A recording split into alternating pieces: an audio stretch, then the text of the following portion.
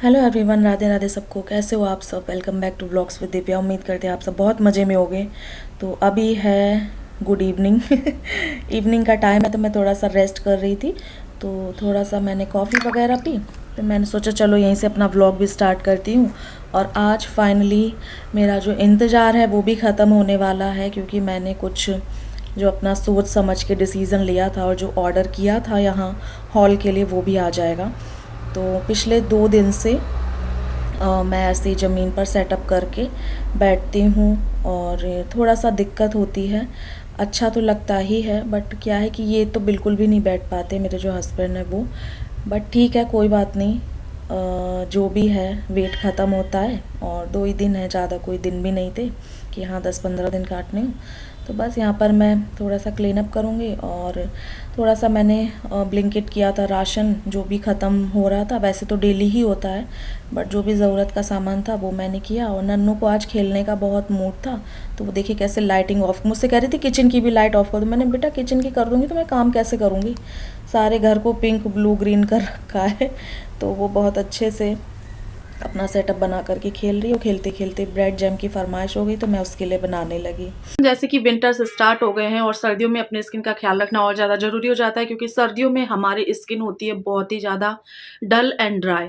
आपको minute minute पे लगेगा कि आपकी स्किन ड्राई हो रही है, सूख रही है। आप कुछ अप्लाई भी करोगे तब भी आपको ऐसे लगता रहेगा कि खिंच सी रही है। ये सारी प्रॉब्लम्स मेरे साथ भी बहुत हुआ करती थी पहले, बट मैं काफ़ी टाइम से ये Mamaearth vitamin C daily glow face serum with vitamin C and turmeric, और साथ ही साथ मैं विटामिन सी का ऑयल फ्री फेस मॉइस्चराइजर भी लगाती हूँ। तो जब से मैंने ये दोनों चीज़ें अप्लाई करना अपनी स्किन पर शुरू किया है, तो मेरी स्किन में जो विंटर्स में जो ड्राइनेस की प्रॉब्लम होती थी वो ख़त्म हो चुकी है। और बार बार मुझे प्रोडक्ट रीअप्लाई करने की, मतलब जल्दी जल्दी ज़रूरत नहीं पड़ती है कि मुझे थोड़ी देर बाद, घंटे 2 घंटे बाद फिर से ज़रूरत पड़ गई, मुझे रीअप्लाई करना है। इसको लगाने के बाद मैं पूरा दिन टेंशन फ्री रहती हूँ और मेरी स्किन बहुत ही ज़्यादा हाइड्रेट एंड सॉफ्ट फील होती है मुझे।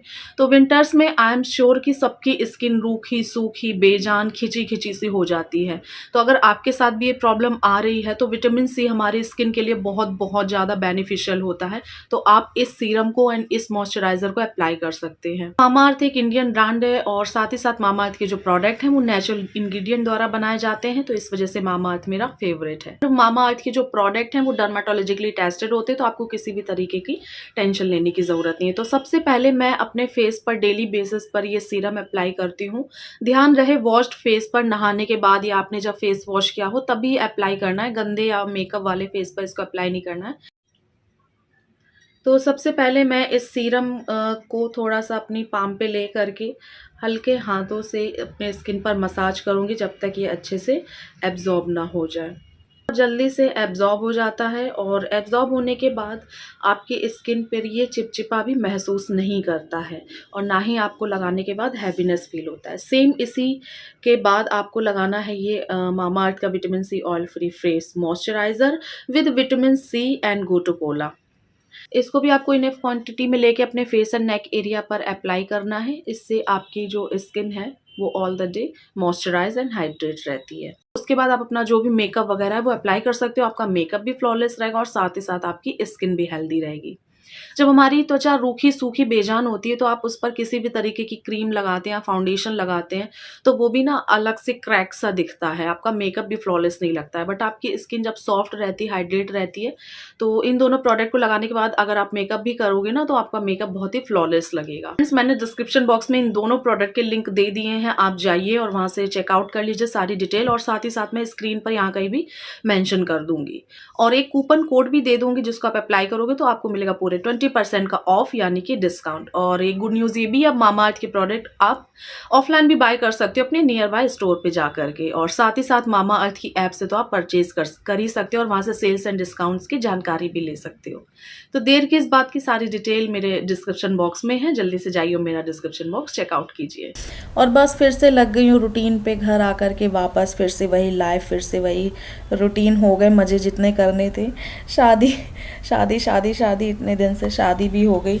और आप सभी लोगों को मेरे शादी का व्लॉग एंड शादी के शॉर्ट्स इतने ज़्यादा पसंद आए, एंड आप सभी लोगों ने जो तारीफ़ की है ना, उसके लिए दिल से थैंक यू। मेरी ड्रेस की इतनी तारीफ़ करने के लिए, और मेरी इतनी तारीफ़ करने के लिए, मेरे ब्लॉग की इतनी तारीफ़ करने के लिए दिल से थैंक यू। सबको बहुत अच्छा लगा, तो मुझे बहुत खुशी हुई जान कर के। सब लोग नन्नू की ड्रेस की तो बहुत ज़्यादा तारीफ़ कर रहे थे, तो थैंक यू सो मच। मुझे ये रहता है कि मैं ही ना केवल टिप टॉप बन के चलूँ, मेरा जो बच्चा है वो भी एकदम परफेक्ट लगना चाहिए। ऐसे नहीं है बच्चे को बस भुगते हुए से कपड़े पहना दिए और खुद पे ज़्यादा फोकस है, बच्चे पे नहीं। तो मैं सबसे पहले जो कभी होता है कुछ भी, तो मैं नन्नू का सब कुछ रेडी करती हूँ, उसके बाद अपने आप को रेडी करती हूँ। तो बस अभी बैठी बैठी थोड़ा सा मैं रील देख रही थी, और सच में आजकल तो इतने ज़्यादा ड्रामे होने लगे हैं। एंड मैं जिस वेडिंग में गई थी वहाँ पर इतनी सादगी से दुल्हन की एंट्री हुई थी, सब कुछ इतना सादगी भरा था, इतना अच्छा लग रहा था। एंड सारे ही लोग फैमिली के मेंबर्स थे, बहुत अच्छा लगा, बहुत ज़्यादा इन्जॉय किया। और आजकल लोग ट्रेंड के चक्कर में पागल हो रहे हैं, ये नहीं देख रहे हैं कि मेरे ऊपर क्या चीज़ शूट कर रही है क्या नहीं कर रही है, ज़बरदस्ती सब चीज़ करनी है। बट जो सादगी में बात है ना, वो कहीं नहीं है। और सादगी और ऊपर से अपनों का साथ, और जहाँ आपको बहुत ज़्यादा प्यार और अपनापन मिलता है ना, तो उस वेडिंग पार्टी में या किसी भी फंक्शन में जाने में अच्छा लगता है। ऐसे नहीं बस अपना अकेले अकेले घूमो पूरी शादी में, कोई पूछ भी ना रहा हो, और सबके साथ एंजॉय करना और अपनों के साथ एंजॉय करना, तो उसकी तो बात ही अलग होती। वहाँ पर सारे मेरे फैमिली मेम्बर्स थे, सारी जो मेरी अपनी चतुर्वेदी फैमिली है, सारे लोग वहाँ पर थे, तो मुझे बहुत बहुत ज़्यादा अच्छा लगा। और अपनों की टक्कर का कोई भी नहीं होता है, चाहे हम कितना भी कुछ भी कर लें। एंड जो फैमिली की बात होती है ना, अपने रियल फैमिली की, वो बात ही अलग होती है। एंड बस फिर से वही डेली के काम शुरू हो गए। मैंने यहाँ पर क्लीनिंग कर दी, घर की हालत ओवरऑल तो बहुत ख़राब है, इसे भी सुधारना है। लास्ट कुछ दिनों कैसे बीत गए फेस्टिवल्स में, बर्थडेज़ में, त्योहारों में, शादियों में, पता भी नहीं चला, बहुत अच्छा लगा।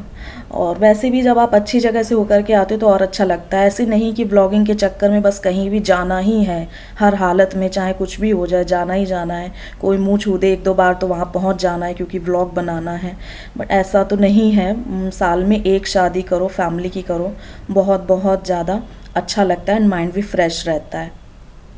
तो यहाँ पर मेरे मकान मालिक के यहाँ से भी कार्ड आया है, जहाँ पर मैं पुराने जो मेरे मकान मालिक हैं उनकी शादी का भी कार्ड आया है। बट इतना ज़्यादा अब हम लोग एग्जॉस्टेड हो गए हैं कि कहीं और हिम्मत ही नहीं बची है जाने की। एग्जॉस्टेड ना भी हुए होते तो हम लोग काम धंधे वाले लोग हैं, घर में तो ऐसी पड़े नहीं हैं, जो छुट्टी भी देखनी पड़ती है सारे टाइम भी, ऐसा नहीं मुँह उठा करके कभी भी कहीं भी चले जाओ, तो वो सारी चीज़ें हैं। तो मेरे हस्बैंड का काम है, उनकी जॉब है, वो बहुत मेहनती हैं, वो मेहनत करते हैं, बाहर जाके काम करते हैं।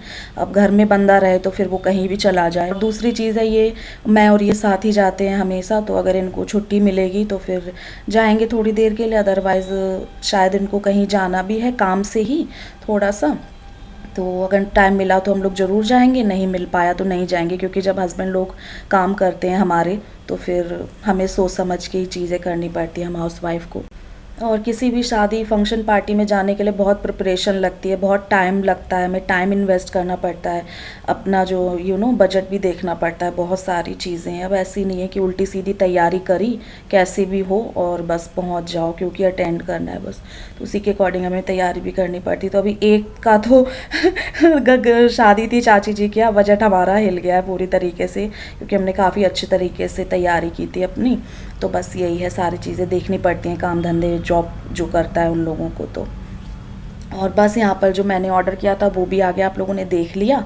और यहाँ पर बस मॉर्निंग का टाइम था, तो मैंने नन्नू के लिए पहले उठ करके लंच बनाया। नन्नू के लिए मैंने बनाया पनीर की भुर्जी और पूड़ियाँ, उसको मैंने स्कूल भेज दिया। उसके बाद मैंने अपने हस्बैंड का जो लंच है वो तैयार किया, थोड़ा सा वो 2 पराठे खा के चले गए थे, तो मैंने सारी प्रिपरेशन कर ली थी। आलू मटर की सब्जी बनाई थी और बथुआ के पराठे बनाए थे कट करके, जो उसमें मिलाते हैं। तो इसमें हींग जीरा नमक मिला दिया था आटे में, ऐसे बहुत बहुत ज़्यादा टेस्टी लगते हैं। कौन कौन इस तरीके से बनाता है मेरे साथ शेयर करना, तो थोड़े से खा लेंगे और बाकी मैं इनको लंच बॉक्स में पैक कर दूंगी। तो फिर इनको काम से भी निकलना है, होता है ना, मॉर्निंग में हम हाउसवाइफ समझ सकते हैं, हस्बैंड्स जॉब करते हैं, हस्बैंड को जॉब पे जाना होता है, तो जब हस्बैंड लोग काम पर जाते हैं सुबह सुबह तो कितना ज़्यादा रश होता है, बच्चे स्कूल जाते हैं, है ना। तो कभी क्या होता है, कभी इनकी छुट्टी होती है तो थोड़ा सा रिलैक्स मिल जाता है, या कभी इनको जाना होता है, नन्नू की छुट्टी होती है तो भी थोड़ा सा रिलैक्स मिल जाता है। बट जब दोनों लोग जाते हैं ना तो काम डबल हो जाता है। तो बस उसके बाद मैं यहाँ पर सारे घर के काम निपटाऊंगी, जो भी मेरे डेली के रूटीन है। अभी मैंने ना इसको सेट नहीं किया, ये कैसा लग रहा है मेरे साथ शेयर करना। और यहाँ पर किचन की हालत देख सकते हैं आप कैसी हो रही। अभी मुझे ये भी क्लीन करना है। तो अभी मैं इसके अंदर जो मैंने मंगाया है स्टोरेज बॉक्स, इसके अंदर मैंने कुछ भी नहीं रखा है, वो मैं अभी नेक्स्ट डे रखूँगी। शायद मुझे आज थोड़ा सा कुछ और काम है, मैं वहाँ बिज़ी रहूँगी। तो मैंने कहा चलो डेली के जो रूटीन है वो कर लेती हूँ, क्योंकि मुझे गंदगी ज़रा सी भी नहीं पसंद है। और आज बहुत ज़्यादा ही मैसअप हो रहा था किचन में, तो बहुत टाइम लग गया मुझे सारा कुछ करने में। और डेली के काम तो उतने तो करने ही करने हैं। और वैसे भी ये घर को जितना भी समेटो फैला ही रहता है, पता नहीं क्या है, कम स्पेस होने की वजह से शायद क्या। तो बस अभी मैं इतना काम करूँगी, उसके बाद मैं आगे के काम देखती हूँ।